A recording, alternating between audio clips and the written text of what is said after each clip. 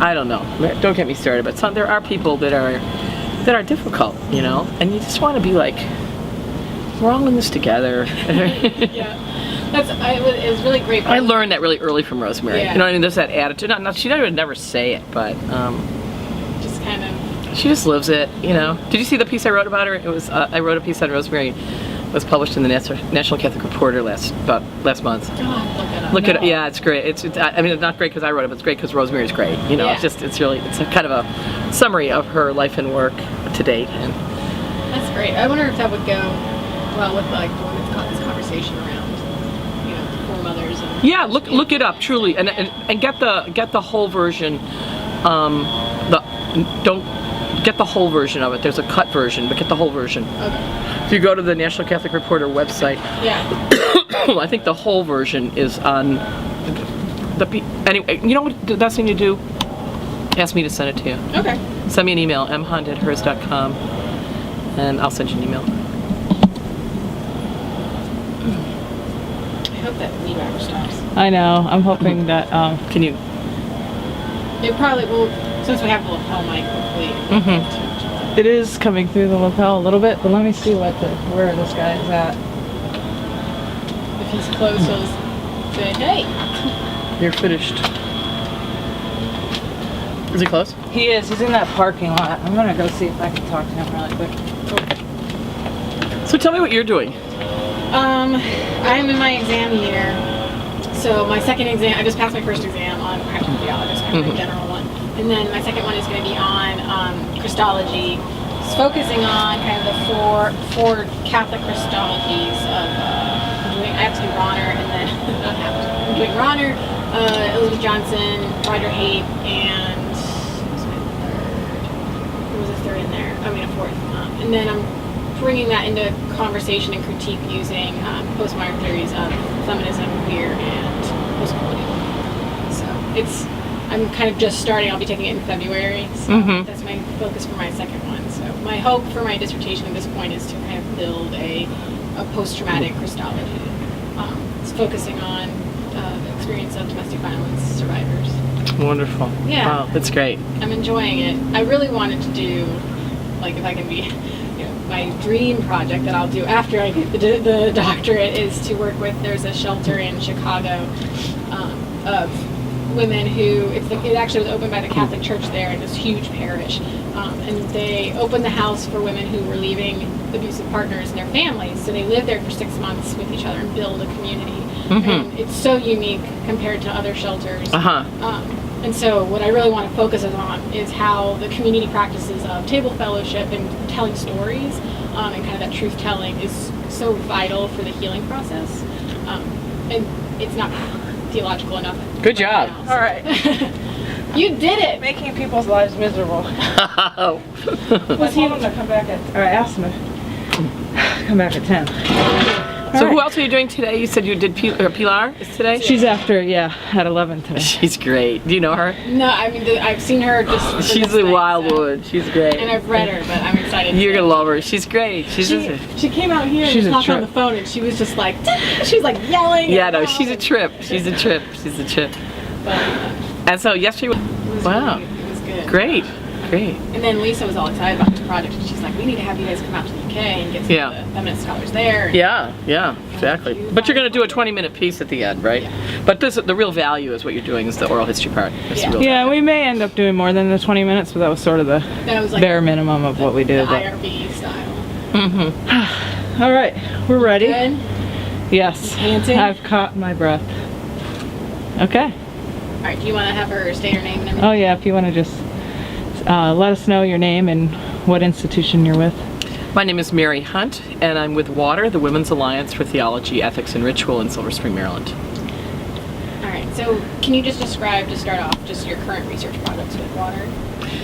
Well, at WATER, I'm developing a couple of projects. One is a question of amplifying women's voices in queer conversation, and what we're finding is that the voices of women are getting lost, and with trans women coming into the picture, we have to really rethink the categories. And so we're having a consultation next month, which we'll issue in some kind of a manuscript or at least a précis that will help some of the groups that are doing religious organizing to amplify women's voices in their work. So that's one project. Another project was the Feminist Liberation Theologians Network, which meets here at the American Academy of Religion, and it's really this will be the 20th year coming up that the Feminist Liberation Theologians Network has met and developed the kind of critical analysis and strategizing with groups of women and men from all over the world. I mean, I have lots of other projects, but those two are kind of your biggest projects. Not necessarily. I mean, there are a couple of other publishing projects. We have a meditation book that we're working on at Water that makes feminist resources available for subjects of meditation, and we're also trying to develop a look, kind of a longer look at how Catholic feminist progressive women have influenced both church and society. So those are some of the research areas. We'll come back to the research. Sure. That was kind of just to get into the mood. So we actually want to start all the way back to kind of your earliest experiences of your gender and your sexuality. When did you kind of realize that there were these dichotomies working in your experience of life? Yeah, I think in terms of gender and sexuality that, like most people, in adolescence I began to understand something about how differently the world worked for men and for women. I grew up in a fairly traditional Irish Catholic family in upstate New York, and in the 50s, and people had quite decided gender roles in those days, and I could see the difference between how, both in my family and in my school, men and women were treated, girls and boys were treated differently, and so that cued me to something. And I think I knew probably by the time I was about 12 or 13 that I was a lesbian. I think that was something that was at least nascent in my consciousness, that I was somehow not conforming to the expectations of I would date men and get married. But that was pretty early on, and it wasn't until later, of course, that became articulated in both in relationships and in my writing. But it was pretty early insight. I don't think most people are too confused about that for too long. Do you have any flashbulb memories of that from that 12 or 13 age that you can remember?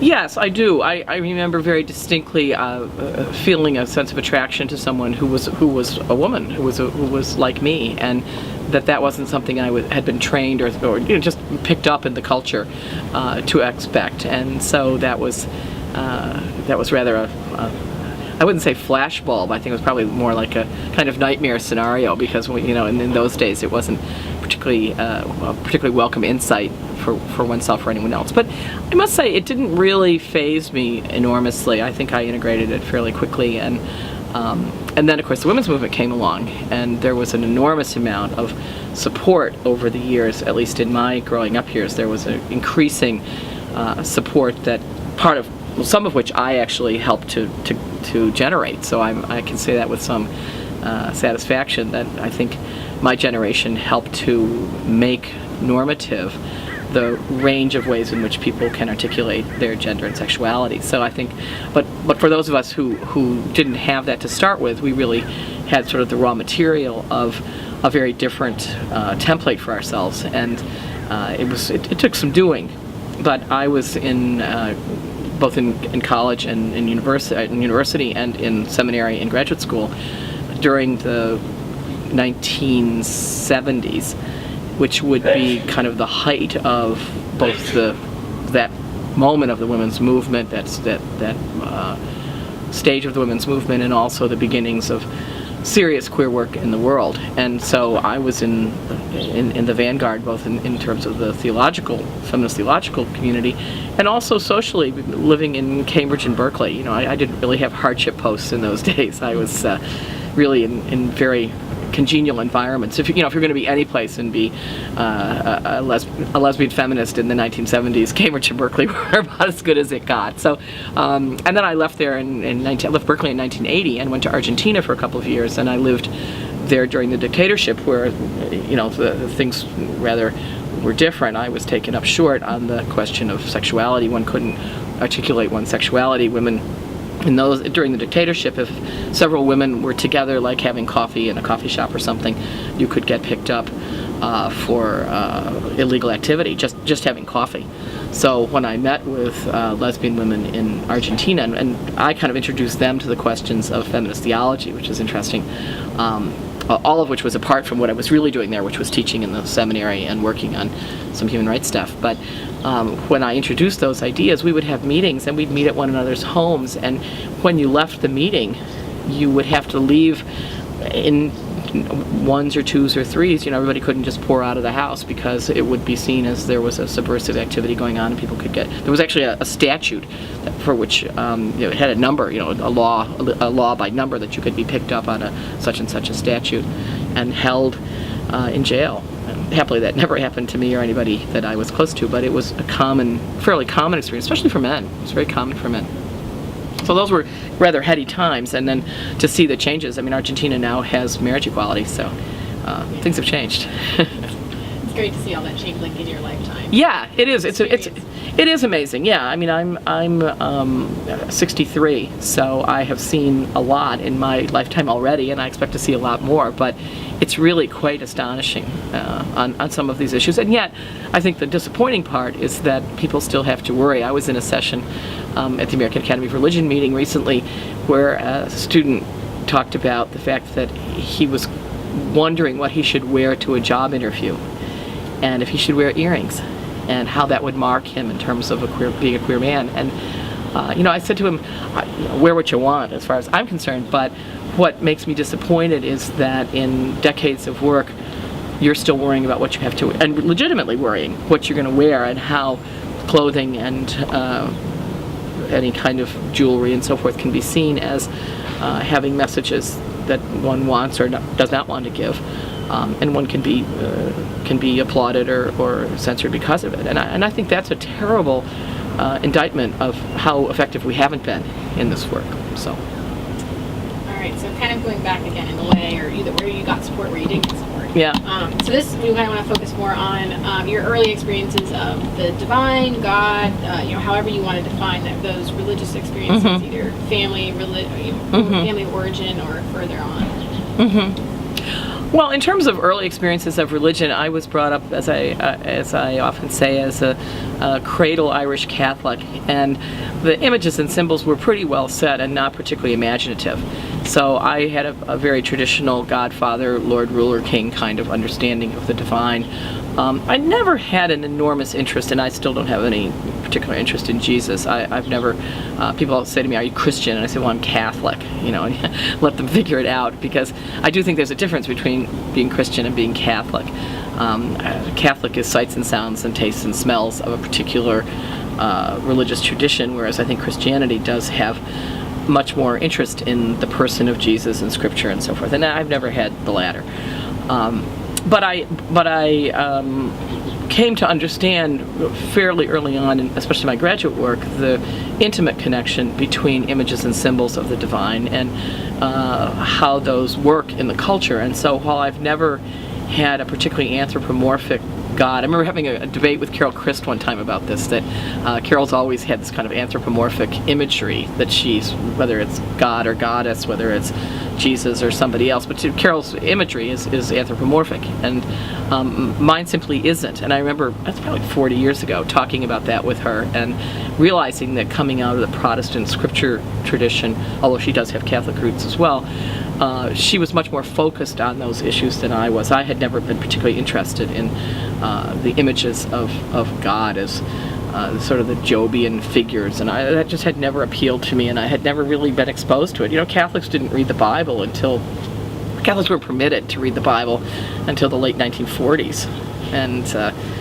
it's really quite interesting because it was thought that Catholic lay people would misinterpret the Bible, so only clergy and biblical scholars read the Bible. Of course, now it's obligatory. Now in typical Catholic fashion, what was forbidden is now demanded. So people do read the Bible, but I was never, in some ways, tainted by all of that. I had much more spirit, nature, ground of possibility kind of sense of the divine for myself, and that was from my early graduate work. So I think that's been pretty consistent. Where throughout your life have you felt most in touch with the divine? like spaces? I guess, maybe it's an occupational hazard, but I'm not so focused on the divine. I'm very living in this world with a sense that there's more going on that I can't particularly control, but I don't live with a heightened sense of the divine on a regular basis. I'm perfectly content with the beauty of nature on its own terms. How it got there, why it's there, I don't necessarily have to make for myself that connection to something beyond. I can take it for what it is. So I think, and the same in human relationships, that I think I take human relationships for what they are in and of themselves, and other people, I think, impute meaning to them that somehow, a wonderful friendship or a great sexual experience or a long-term love relationship, or all the good things that I enjoy, and those are all things that I enjoy. I'm not consciously sort of connecting them beyond what they are in and of themselves. It may be a certain shallowness on my part, but I don't know, I'm a little suspicious. I think sometimes people add a layer where you don't need a layer. Why can't it be? And if it has to do with something, which it does in my view, I mean, these things I think are connected, it has to do with something beyond the immediate moment, I think that's great, but I don't spend my day trying to connect every kiss with the divine. I'm just not there. All right, so thinking... Straighten the... Yeah.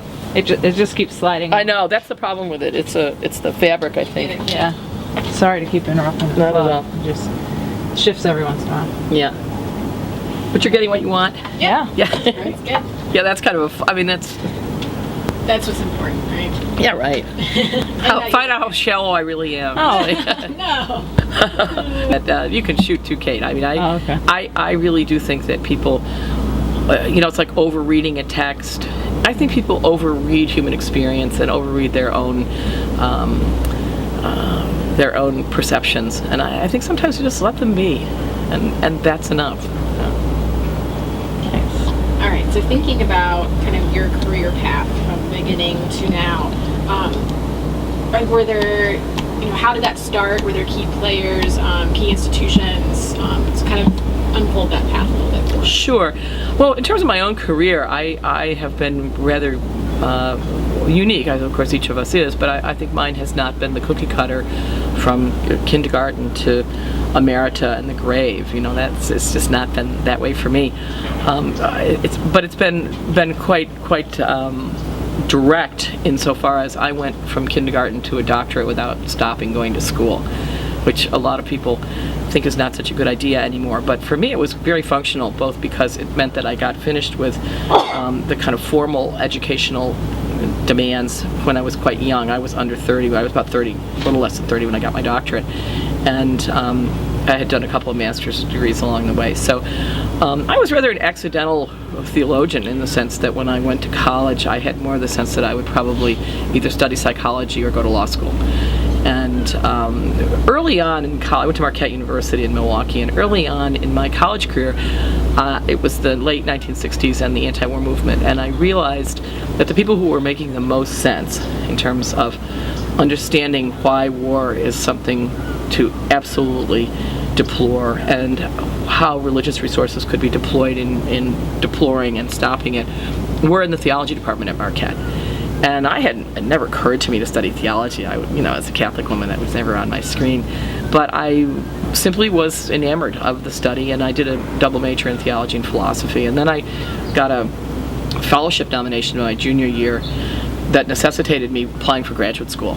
And I didn't, it's hard to explain to students now who make such a science of applying for graduate school how haphazard it was in my day.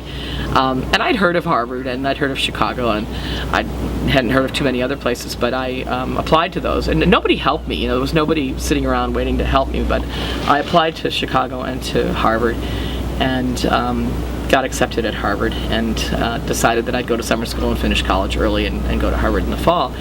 And when I got there, it was really quite interesting because it hadn't occurred to me, and again, this is the naivete of a 20-year-old, I was 20, the naivete of a 20-year-old was that I thought everybody was doing what I was doing, which was studying theology, and it turns out that they weren't. Most of them, and I mean particularly the women, and it was the first time that Harvard had a large cadre of women in a class. It had one or two, but this was now a significant cadre. They were going to be ministers. And they became ministers, and very successful ministers. One of my classmates became the president of McCormick Seminary. Another one became the highest-ranking woman that the Unitarian Universalists have had in their ministry work. She was not elected president, but she was a high-ranking Unitarian Universalist. Another one went on to be a world-renowned medical ethicist. Another one pastored a very large, tall steeple Presbyterian church and was a Presbyterian regional leader. So people went on, one became a theologian. People went on to, this particular group of women went on to really interesting things, and I went on to Berkeley to do, at the Graduate Theological Union, a doctorate in philosophical and systematic theology with a dissertation called Feminist Liberation Theology, the Development of Method and Construction.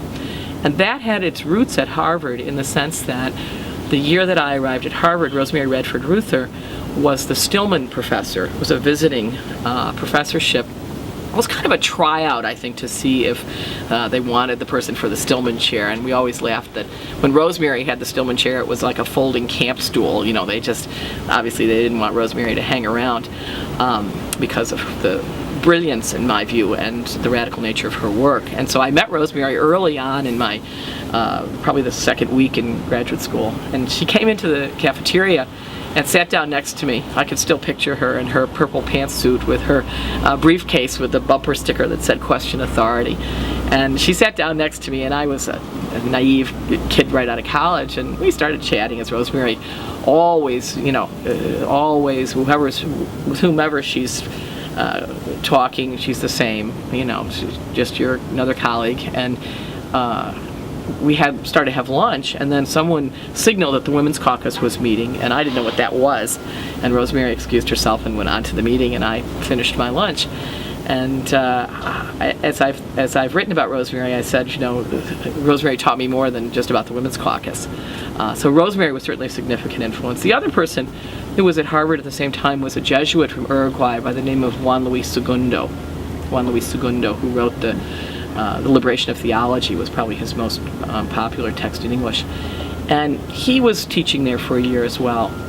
And I took some of his courses and got to know him personally. He was a very fine gentleman.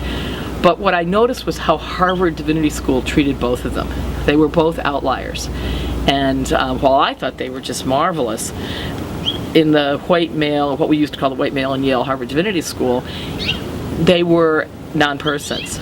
They didn't figure into things very readily because neither one of them were tenured there. They were just visiting, and here to me, and I think history proves that they were and continue to be. In Rosemary's case, Segundo has passed on. Rosemary continues to be a world-class theologian, and she might as well have just been the anybody at Harvard Divinity School, and she could have been cleaning the offices. I mean, there was just, and when I got to Berkeley and I started to do my doctorate, I realized that how she and Juan Luis Segundo were treated in the normative, hegemonic theological program of Harvard was how feminist and liberation theologies are treated in the world and in the larger theological world. And so that cued me to the fact that I needed to look at both the history of feminist theology and the history of liberation theology in Latin America up until then, 1980. And I did a comparison of them, suggesting that their methodologies were parallel, and that if I wanted to construct something new, which is feminist liberation theology, that I could get hints and glimpses from both of them. So that's what I did. I wasn't the person who coined the phrase feminist liberation theology, but I was the first person to develop it as a concept and certainly as a methodology. But both of those people would be signal folks. And then in Berkeley was a different question, because there weren't really a lot of feminist theologians, but a bunch of us got together and we got some money from the Ford Foundation and we brought people in like Charlotte Bunch and Carol Christ and Bev Harrison, and we brought them in as scholars with us. So that was a deep, their classes and their just being with them was a deep experience. And then there were summer programs at Grailville in 1975, 6, 7, and 8, I believe, called Seminary Quarter at Grailville. And I went in 1975 with a group of women from Berkeley, and there were women from Harvard and Yale and Duke and so forth. And we were about 20 women for 6 weeks of a living learning experience in Loveland, Ohio. And you can imagine what the girls experienced in Loveland that summer. We had a blast, and there was a swimming pool and a pond and vegetarian food and wonderful self-directed learning. So we had small groups in which we developed certain themes.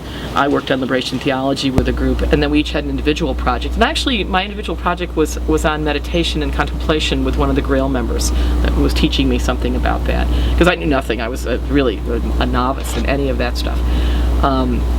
Amateur night at prayer is what I talk about even at Water today. When I do the meditation, I always call it amateur night at prayer. So I'm deepening in that area as I get older. I'm learning more about it. But I realized that I did that at Grailville, so I'm not quite as novice as I think.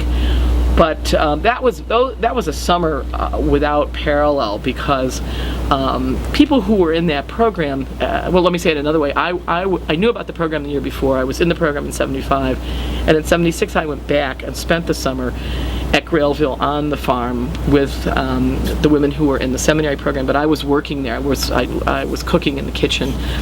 I learned to cook at Grailville, and I worked in the garden and did gardening, vegetable gardening. And then I was what was called an algae control agent.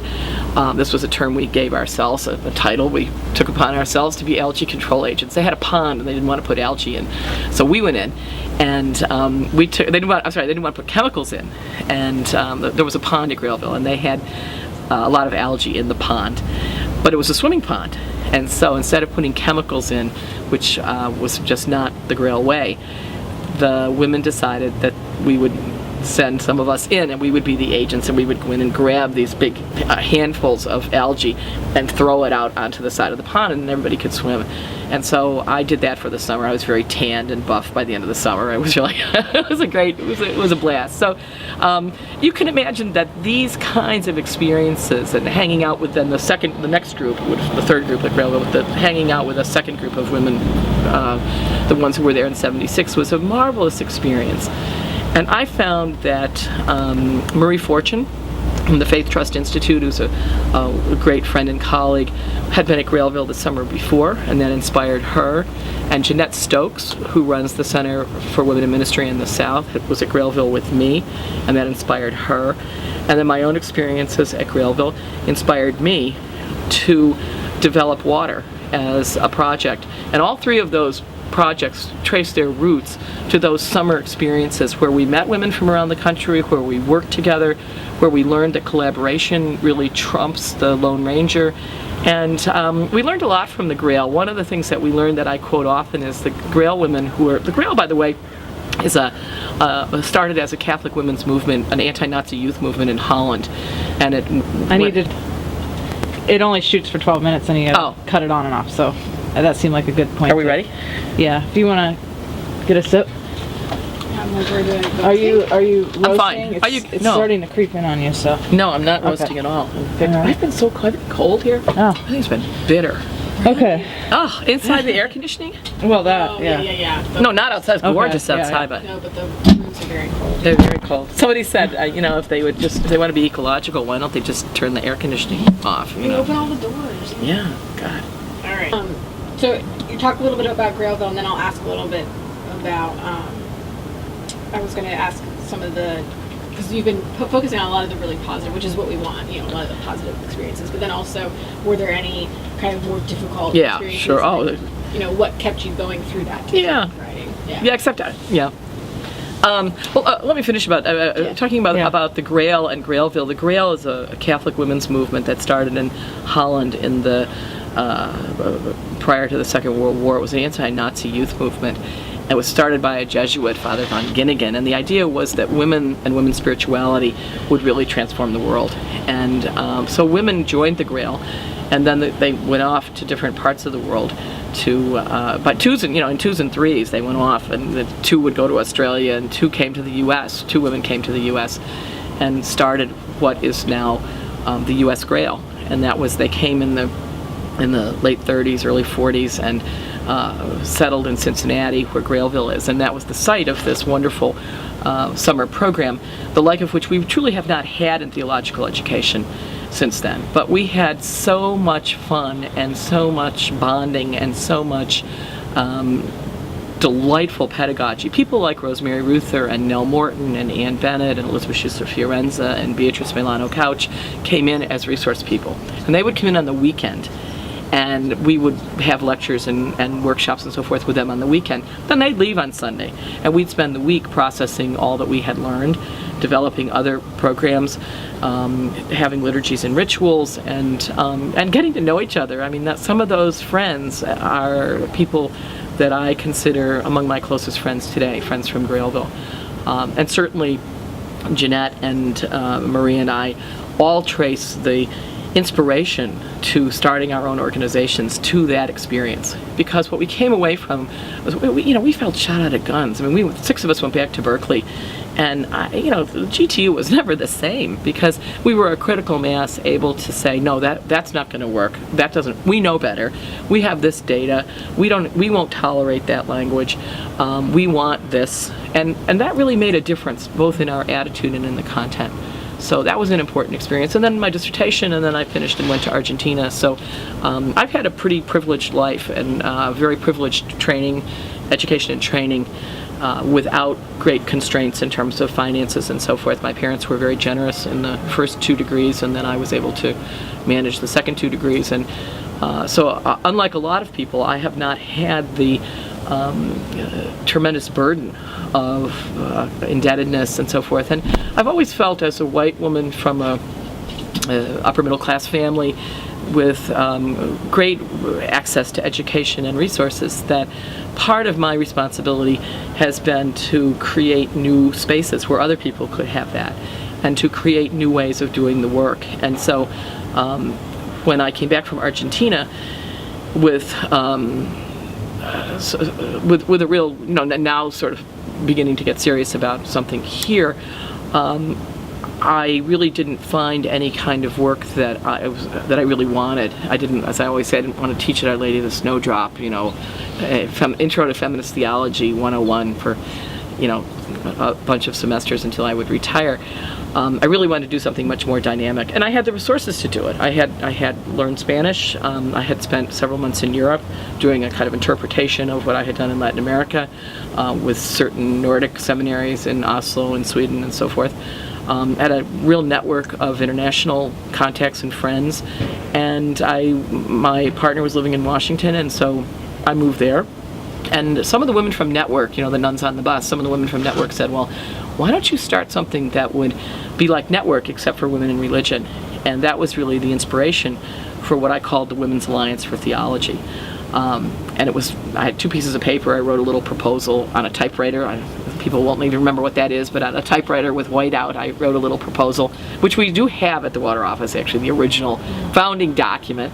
And then I started peddling it to women, especially in the Protestant church bureaucracies and Catholic nuns. And the Sisters of Loretto gave us our first grant. And then we opened an office, and we decided, we had a meeting one time with a group of women, the founding group, which was about a dozen women, and I was talking to them about this idea I had, and people like Elizabeth Schuster Fiorenza and Mary Collins and Madonna Kolbenschlag, and of course Diane and I were there, and others, and they said, well, Women's Alliance for Theology, that's a great idea. And so they said, why don't you both do it? Because my partner Diane New had also trained at the Jesuit School of Theology in Berkeley. We had both done the Master of Divinity there. She later did a Master's in Sacred Theology and a master's in social work and a doctorate in ministry. So we were literally all dressed up with no place to go as out lesbians who were pro-choice. There was not a huge market for us in Catholic circles in those days, but there was a need, and especially a need for Catholic women, but for others as well. And so the Network People's idea that gave me the idea was a good one, and the encouragement of people like Elizabeth and Mary Collins was helpful. But it wasn't really very practical because we like to eat as well, so how would we make a living doing this? But somehow we managed, and Diane did the liturgy and ritual part, and I woke up one morning and I said to her, wait, Women's Alliance for Theology, that's really kind of flat. What if we added ethics and ritual? We could call it water, sort of ha-ha. And it has been the ha-ha ever since, that the name turned out to be really inspired in the sense that it allows a lot of different possibilities, both symbolic and strategic. And I'm getting some critique now, some blowback from my sister who says, well, now 30 years into this, why do you still do the women? Why don't you, why don't you call it the World Alliance? And well, that would be a little pretentious, but I think it still has some balance with the question of women, but it has been a very helpful and useful name and symbol for us over the years. All right. Do you want to go back to the other? Yeah, the negatives, and then we'll move to the future legacy. I know Sure. you're wanting to speak I'm on. fine. No, I'm fine. My friend will come and she can sit in the side. Yeah, So- I think because the working title of the film right now is Forging Voice. Mm-hmm. So it's, it's sort of my own personal practice of like, okay, how can I forge my own voice? But I'm curious to hear how you were able to craft yours, or what, if you had hardships or fears or whatever, or if it was Yeah. just sort of like something that Yeah. came easy, because it's, Yeah, you're going to be disappointed. It came fairly Oh, easily. hey. Yeah. but that's good. It's, Yeah, no, it's true. I mean, well, let's yeah.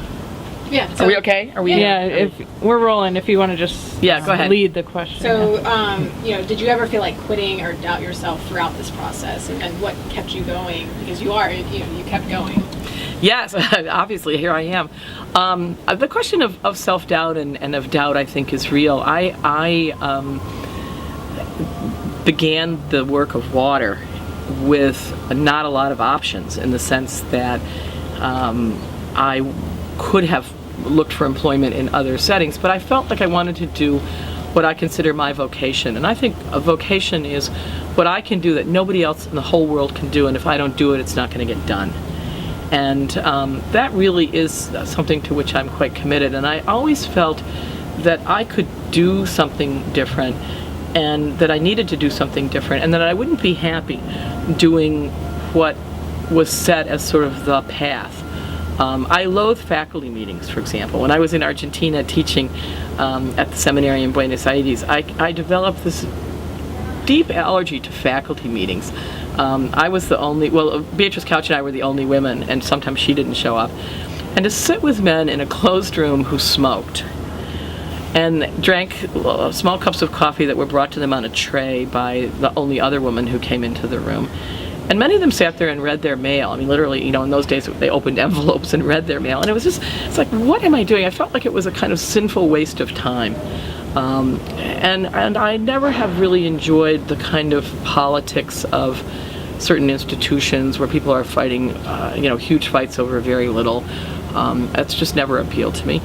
And I think by temperament, I'm more of an entrepreneur and more of a give it a try person than I am, follow somebody, and do what they tell you. So it's always worked very well for me to try to figure out a way to do what I need to do.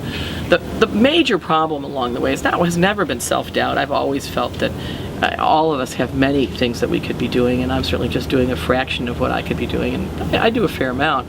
But it's making a living, and that's really the challenge, is how do you make a living? And having a lot of privilege, I have still had to worry about making a living. But privilege means that you've had good health care. I had good health care as a child. I had good dental care. I had good health habits. I had good exercise habits. I had good, all the kinds of things that I think of as symbolic capital. I had. And white skin in this racist society is symbolic capital. American citizenship is symbolic capital. And probably the most important was I wasn't in debt. I didn't have indebtedness, and Diane didn't either. She came from a similarly, again, our families were similarly comfortable family. Our families weren't wealthy, but they were post-war Catholic people who made money and who raised families with enough resources to do more than the basics. And that meant that both of us were used to having what we needed, and we also were used to having the notion that if something, God forbid, happened to us, we would have support. And that's privilege. And a lot of people don't have that, have never had it, will never have it. And so my question is, how do you spend privilege? And so one of the ways I spend privilege is to try to share all the resources, and what we try to do at Water is to socialize the resources that accrue to people like us, to make opportunities available to women, to share resources with women internationally, to make platforms and facilitate ways in which people can do the kind of work that they need to do. The hard part is funding it, and we have found our first grant came from the Sisters of Loretto. Since then, over the history of Water, which is now more than 30 years, we have made our money through grassroots fundraising. People who send $5, somebody who sends $10,000, somebody who, it's that kind of a range, and they all get the same thank you note. I always say to people, everybody gets the same thank you note. We don't really care. I don't even look. When I write thank you notes, I just write, it's the same note. It doesn't matter whether you give $5 or you give $10,000, you get the same note. And I think that's the idea, that together we're a genius. This is the Grail idea, and I think together we also have enough resources. It has not been an easy way it's a great, I would say it's a great life. It's not an easy living. I have had to work really hard. Diane's had to work really hard, but somehow we manage. And that, I think, is both from the generosity of people and our own hard work. And when you put those things together, it has, at least in this economy, it has been possible. We also have a child, and I think when we decided to adopt our daughter, that we upped the ante in terms of having to have a little more financial stability. And so, and she does have, she has some learning and language needs that have necessitated more than the usual public school in terms of tutors and speech therapy and all those kinds of things that one has to provide. And so that's really been the focus of our life. But we've also learned, perhaps more importantly, to live simply. We share one car. We're sort of like a New Yorker cartoon, two lesbians with a daughter adopted from China and a Prius. It's sort of we're a bit of a New Yorker cartoon, and we live in the area of Washington, Silver Spring, Tacoma Park, which is sort of the Berkeley, Cambridge equivalent in the belly of the beast in D.C. And we love it, and it's very congenial. And our daughter's growing up in a very different world than we did, with kids in her school. She's in middle school, kids in her school from probably 25 countries, and it's just a different world, and we're delighted by it. It's really fun. All right. Big kind of queer summer camp thing, but it's really good for students working on queer issues, and that's the closest equivalent. I've been involved with that for a number of years. To look at. Yeah. Sounds like such a great experience. It is with, and the networking alone. I mean, Marie from the American Academy of Religion on the Feminist Liberation Theologians Network. I mean, that's Comes straight from 40 years later, Yeah. All right. So, what do you think are the immediate issues that theologians need to be addressing in this world that we're in? I think economic questions are the bottom line. I think that we really have to take much more seriously the economic disparities, because now it's not the haves and the have-nots, it's the haves and the have-more. When you look at the ways in which the economic pie is cut, the days when there were haves and have-nots are really over. It's the 1% and the 0.1% who are driving the economy. The real growth in this economy at the moment is at the very high end, the big yachts, the $100,000 cars, the $50,000 watches. That's what's really driving the economy. It's not the taco stands. And I think that's to me, is such a despicable disgrace in terms of how the world works, to have 30 million kids in this country who suffer from hunger and homelessness. I just think it's unspeakable, and that those are issues that we have to foreground for the work that we're doing. Certainly the environmental questions are key, and they go right in tandem with that, and especially in terms of how the ecological issues press most heavily on those who are marginalized to start with. I think those two things go together. What would you say are some of your fears for the future of feminist scholarship? Are there things that you see happening that you wish would go a different way? Well, I really have two answers to that, the question of what I fear for feminist scholarship. One is I fear co-optation. I think that there was an example recently of a conference on feminism that was sponsored by the Berkeley Center at Georgetown University. And it's really disturbing to think that there are people who think that feminism should be accommodated to religion. That women asking the question of, well, isn't it okay to be submissive to your husband? What if we think it's okay for only men to be ordained? And isn't that feminist too? Well, no, the answer is no, it isn't, dear. And we need to talk about why, dear, it isn't feminist, and what, you can use other words for that, but to take the word feminist and call it those things, which is what happened at that conference, at least according to Washington Post article I read, I think is a very disturbing trend and says something very problematic about what's happening with feminism. The the Time Magazine list of words that people wanted to vote off the island, for which feminism was one, along with kale and basic and a few others. The notion that feminism would be a word banned from the vocabulary, and to realize that when that post went up, when the list went up and people started to vote, that it was the highest vote getter until feminists had their say, and Time Magazine had to withdraw the entire thing, saying that the execution of their effort had been amiss. They never admitted that even thinking that feminism was a problematic word was really quite disturbing. So those are the kinds of things that I look at. I also was recently at a conference where Rosemary Ruther and Hyun Kyung Chung and I lectured on ecofeminism, and at the end of our 3 lectures, quite astonishingly, a young, I don't know how old the man was, got up in the audience, and it was the question period, and without the least bit of apology, asked how we imagined that feminism could ever have anything useful to say or to do about these questions that we face now, because the issue now is not gender but species. And somehow it meant that he thought that feminism had to do with gender, which of course is a wildly outdated notion, whereas feminism, in my view, has to do with justice for all and for everything, without exception. And so he was way off on that, and he was way off on the notion that people like himself, who obviously hadn't gotten the first clue about feminism, would be useful in terms of species, anything. So happily Rosemary took care of Rosemary just said, well, let me handle this, and so she laid out the questions of hierarchical dualism and power and so forth, until I think it was quite obvious that he was sadly mistaken even in raising the question. And then I followed up by saying, and just not to put too fine a point on it, but for people who have not done much of a job on understanding sexism and racism and homo hatred and ageism and ableism and so forth, why would we think that they could be useful on species? So it was really putting the question back and saying, don't be ridiculous. But those 3 examples have given me great pause about feminism.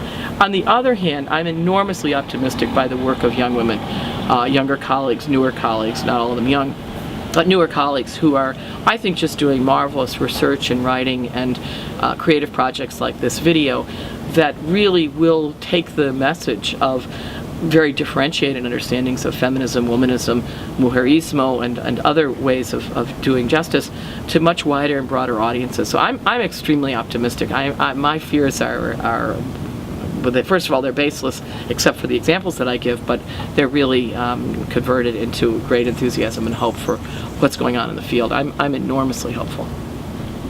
Career paths.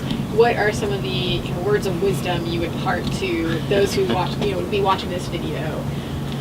I never think of myself as having words of wisdom. I find in conversation, especially with colleagues who are emerging colleagues, as I like to think of my younger colleagues as emerging colleagues, but colleagues nonetheless, is that we have to talk with each other and find out what needs to be done. I don't really have the pearls of wisdom at which point you can say, well, it's got to be this or it's got to be that. So, I really am. The two things that I would say in terms of the work in general is, number one, if you have a passion for it and really find that this is part of your vocation, what you can do that nobody else can do, and if you don't do it, it won't happen.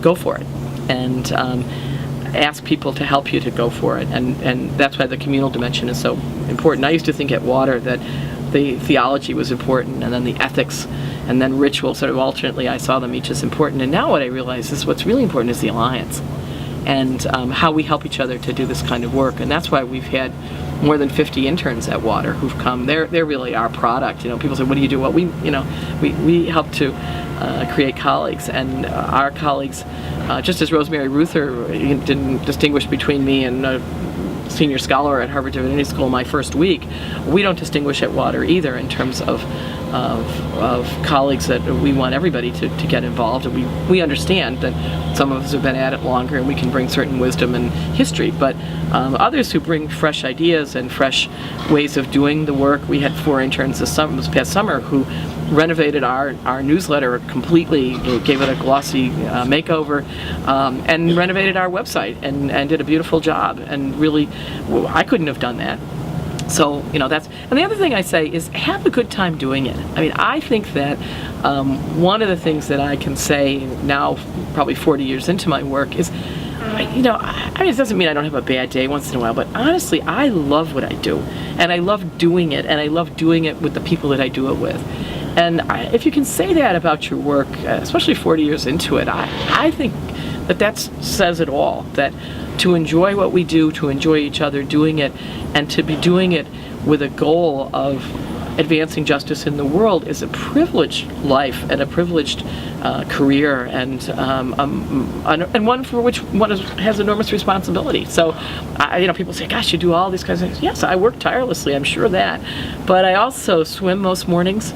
I have spent a lot of time with my family. We have dinner together every night. I keep a real routine that way. I belong to a women's church group that's been going for more than 35 years. I'm part of a meditation community, and so there are just lots of supports. I have a wonderful extended family. We have really a lot of fun together as an extended family when we get together, and so there are just so many good things in the world. And so I'm not someone who comes from out of hardship to this work, but really out of the abundance of life, and that's what I try to pass on. That doesn't mean that there aren't hard problems and haven't been hard problems, one of which, of course, is the absolute recalcitrance of the institutional Roman Catholic Church, of which from which I come and which I try to create alternatives to. But I think that has been the single most pressing issue that I have had to deal with as a stumbling block, because and part of it is because of patriarchy, but also the larger part of it now I come to realize is not that women have been excluded, but how much good in the world hasn't been able to be done because we've had to spend so many energies creating the context in which to do anything. So I belong to the women's church movement, which has been the creation of small-based communities, feminist-based communities around the world, around the country. And to think that we have to find and deploy the resources when there are churches that are closing, and we have to find the resources to buy the chairs or to find the people to do the work when there are folks who are absolutely ready to do it, is to say that the tragedy and the sin, and I will use the word sin, which I don't use often, but the sin of it is that that institution, which is so powerful and so ubiquitous, has not seen fit to take the resources that women have and women bring and put those to the service of justice. I think that's the tragedy. The other thing is that for a long time I think we thought we were up against ideological difference in terms of the theologies of feminist Catholic feminist women and the institutional church. Now I realize we were also up against criminal activity, and that the cover-up of criminal activity was so desperate on the part of the men of the church that some of their virulence against us as feminists, especially against the nuns, who, most of whom are quite innocent in these areas, has really shaped a lot of the work that we've done. That we thought it was ideological difference, but it really was being up against a criminal element that was trying to protect itself. Teresa Kane describes it as idolatry. She thinks that the Catholic Church, Sister Teresa Kane, Mercy Sister, who gave the famous welcome to Pope John Paul II in October of 1979, she now describes it 35 years on as idolatry. And when I think about that, but Diane New and I prepared to work in that institution, or at least around it, and we've done that in terms of creating new spaces that are recognizably for many people as Catholic. I mean, no one looks at me and thinks that I'm Presbyterian or Jewish or whatever, even though I don't identify as a sort of church-going Catholic. But I think that it's really quite remarkable what we've been able to accomplish over against what Teresa Kane so correctly describes as idolatry. Stage in life. So this video is most likely going to be really utilized by undergrad professors. Okay, yeah. Have introductory courses. This may be the first time someone... Yes, I've thought about feminism. Yeah, exactly. Yeah. An 18, 19-year-old's coming in contact with feminism. Yeah. So what would you have to say to those people kind of, those young adults viewing this for the first time, and what would you want them to take away from feminism? Well, I have a 14-year-old daughter, which means that shortly I'll have an 18-year-old daughter, and her life has been, her life experiences have simply been feminism as normative. So I took her to a gay pride parade last year. She'd been as a child before, but last year she kind of understood what it was, and she really didn't quite understand what all the fuss was. And that's what I would like people to think about, that we would see this historically as whose idea was it that men and women weren't equal? I mean, when was that mistake corrected? And to see these things as having been settled, of course they're not. And therefore, when young people see that they're not settled in their own lives, when they experience sexual harassment, or they experience discrimination in their graduate programs, or they find even in college that opportunities for men and women are different, or they begin to get tracked in terms of, well, you're going to be a mother and you're going to be a father, but those things are still meaning something a little bit different, even though some of it's changed. But they begin to realize that there's a history to this, that the things were worse, and that there's a trajectory to it, that things can get better, and that they need to see themselves as women, as young women, as part of, and young men as well, I'd have to say, and those in between, since we have lots of options, that they would see themselves as part of this ongoing struggle to create justice in every instance, and that's what feminism does, so that they wouldn't limit themselves to thinking in terms of gender, but that they would understand themselves as equally responsible for issues around race and class and physical ability and questions of colonialism and so forth, that they would see those as part of the fabric of who they are and what they're trying to develop for themselves and for other people. And that's hard to do. When you're 18 years old and you're really thinking about, now I have my driver's license and I can, go out at night and so forth. You're not really sitting around thinking. On the other hand, the tremendous problems of immigrant children and young people, tremendous problems of children of color, especially African American children in this country, I think have to be clues to everybody about how serious these issues continue to be, and how much we need the resources of each generation to continue the work that brings about justice. And whether they use Facebook and Twitter, or they use typewriters, or they used quill pens, it doesn't really matter. The work is the same. What would you say to the MDiv class, or people preparing for ministry, whatever that looks like for them? I think the preparation for ministry is one of the greatest challenges today, because when I was a student, we prepared in our silos. The Catholics prepared, and the Baptists prepared, and the Jews prepared, and the Muslims prepared, and so forth. And we didn't even know what they were doing. We had no earthly idea, and they didn't know about us. And I think now that the consortial approach to religious studies, where you really do have a number of theological schools and departments of religion working together, is an idea that has been started but not really deepened and developed. It has turned out to be economically problematic, but I think it is an idea that really needs to be worked on. I also think that this new idea that we see in California and some other places, where you have students from a variety of traditions studying together the basic kinds of historical, ethical, theological issues as Christians, Jews, and Muslims is really exciting. Kind of like going to law school or going to medical school, where you all study the same thing, and then those who want to be dermatologists or those who want to be tax lawyers specialize later on. I think that makes abundant good sense. So I think that the job for people in MDiv programs is to get out of their silos and to make, in a very intentional way, their education mirror the kind of ministry that they hope to do. Because I also think that the changing demographics religiously make clear that the days of being a Presbyterian minister in the Second Presbyterian Church are really rapidly coming to a close. Somebody will do that, but it won't last very long and it won't be very interesting. But more of the ministry will be somebody who goes to a hospital and has to be a chaplain to people across the religious spectrum and people who are not religious but are still facing end-of-life issues the same. It is people who will be teaching religion not in a Catholic institution but in a community college or in a high school. And to figure out how to do that in a religiously pluralistic age is a very different assignment than what people of my generation had when they learned to be ministers. So I think it's an exciting time, but I think it's a time when expansion and diversity and pluralism are the watchwords and not becoming the wonderful minister of the Presbyterian Church. And I think the question of how theological education catches up with that need is really one that students are caught in the middle of. And I think sometimes students are going to have to be proactive in their own education to get away from the kinds of, I can't wait back. Just like a- yeah. I was like, We've got. quickly. Did Ann Katrin get lost?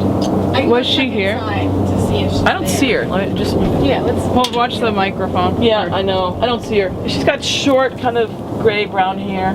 I told her to come to 14A and then come out. Well, I can ask. Doesn't The matter. only other question I was going to ask is, if we were to teach a section on your work in our class, like, how would you introduce your work, or what would you want to highlight in a snippet of, like, either what water is or what you find important about your theological work? Yeah. That makes sense.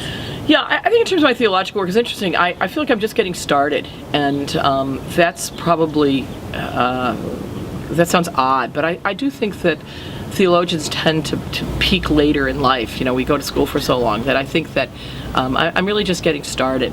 And I have a couple of projects on the fire that will bring together in a much more synthetic way the work that I've been doing both around theology and ethics. I would stress three things. One would be the liberation themes in terms of justice, that everything that I write, whether it's on abortion or queer stuff or economics, is really based on the notion that key to everything is to develop a justice in the world. The second thing would be feminism in the expansive notion of a justice-seeking effort, but also with a deliberate focus on women and dependent children across the world. And then the third would be to look always with an eye toward a critical methodological shift, so that issues like friendship as opposed to marriage, for example, the issue of friendship as opposed to marriage equality, the issue of variety in terms of families rather than trying to ape the nuclear family, all those kinds of things that have been kind of emblematic of my work, I'm hoping to deepen and make more profound in years to come. Great. So. Is there anything that Did we we haven't find it? asked? Oh, Ann Katrin, hello. Yes, dear. Found her. Is there anything else you want to say, or anything we haven't asked? No, I think we're good. I think we're good. Awesome. Yeah. You rocked. Rock. What would you say to the MDiv class, or people preparing for ministry, whatever that looks like for Yeah. them? I think the preparation for ministry is one of the greatest challenges today, because when I was a student, we prepared in our silos. The Catholics prepared, and the Baptists prepared, and the Jews prepared, and the Muslims prepared, and so forth. And we didn't even know what they were doing. We had no earthly idea, and they didn't know about us. And I think now that the consortial approach to religious studies, where you really do have a number of theological schools and departments of religion working together, is an idea that has been started but not really deepened and developed. It has turned out to be economically problematic, but I think it is an idea that really needs to be worked on. I also think that this new idea that we see in California and some other places where you have students from a variety of traditions studying together the basic kinds of historical, ethical, theological issues as Christians, Jews, and Muslims is really exciting. Kind of like going to law school or going to medical school where you all study the same thing, and then those who want to be dermatologists or those who want to be tax lawyers specialize later on. I think that makes abundant good sense. So I think that the job for people in MDiv programs is to get out of their silos and to make, in a very intentional way, their education mirror the kind of ministry that they hope to do. Because I also think that the changing demographics religiously make clear that the days of being a Presbyterian minister in the Second Presbyterian Church are really rapidly coming to a close. Somebody will do that, but it won't last very long and it won't be very interesting. But more of the ministry will be somebody who goes to a hospital and has to be a chaplain to people across the religious spectrum and people who are not religious but are still facing end-of-life issues the same. It is people who will be teaching religion not in a Catholic institution but in a community college or in a high school. And to figure out how to do that in a religiously pluralistic age is a very different assignment than what people of my generation had when they learned to be ministers. So I think it's an exciting time, but I think it's a time when expansion and diversity and pluralism are the watchwords and not becoming the wonderful minister of the Presbyterian Church. And I think the question of how theological education catches up with that need is really one that students are caught in the middle of. And I think sometimes students are going to have to be proactive in their own education to get away from the kinds of Sorry, I can't wait back. It's like a- Yeah. I was like, We've what? got. Ooh, quickly. Did Anne-Katrin get lost?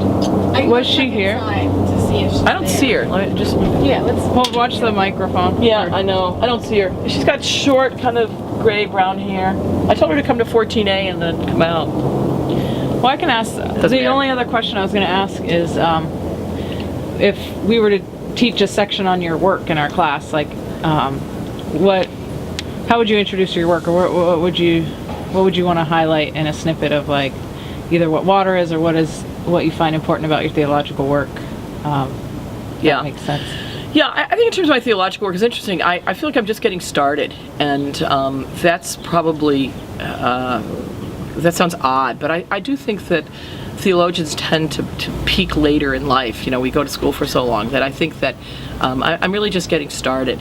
And I have a couple of projects on the fire that will bring together in a much more synthetic way the work that I've been doing both around theology and ethics. I would stress three things. One would be the liberation themes in terms of justice, that everything that I write, whether it's on abortion or queer stuff or economics, is really based on the notion that key to everything is to develop a justice in the world. The second thing would be feminism in the expansive notion of a justice-seeking effort, but also with a deliberate focus on women and dependent children across the world. And then the third would be to look always with an eye toward a critical methodological shift, so that issues like friendship as opposed to marriage, for example, the issue of friendship as opposed to marriage equality, the issue of variety in terms of families rather than trying to ape the nuclear family, all those kinds of things that have been kind of emblematic of my work, I'm hoping to deepen and make more profound in years to come. Great. Is there anything that Did we we haven't find it? asked? Oh, Anne-Katrin, hello. Yes, dear. Found her. Is there anything else you want to say, or anything we haven't asked? No, I think we're good. I think we're good. Awesome. Yeah. You rocked.